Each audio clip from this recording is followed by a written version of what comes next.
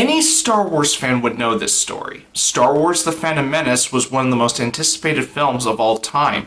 When the trailer was released back then, there was a lot of excitement. And that's because of the previous 3 films that came out before the first prequel.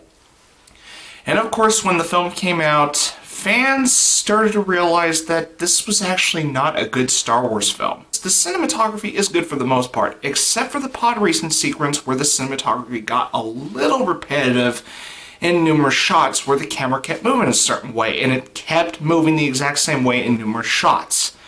But as far as how the film looks, it looks gorgeous at times for a Star Wars prequel, especially the set designs. Naboo, those scenes were shot in Italy, and those scenes just look gorgeous. One of the positives I can give towards The Phantom Menace is the film score by John Williams. He does not disappoint with his film scores. There's a reason why he's considered one of the greatest composers in film. One of the most glaring flaws of Star Wars The Phantom Menace is the acting.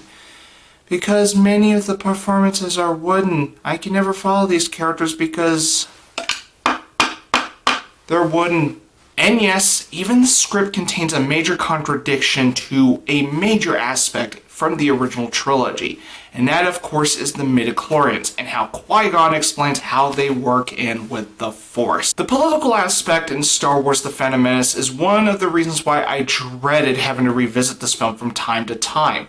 I understand why it's in there, but it's just boring. It's not interesting. Hell, Legend of the Galactic Heroes has better political writing than this shit.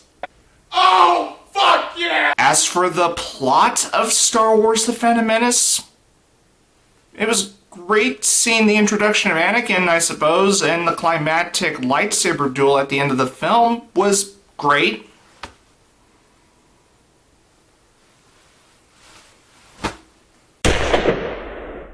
Wow.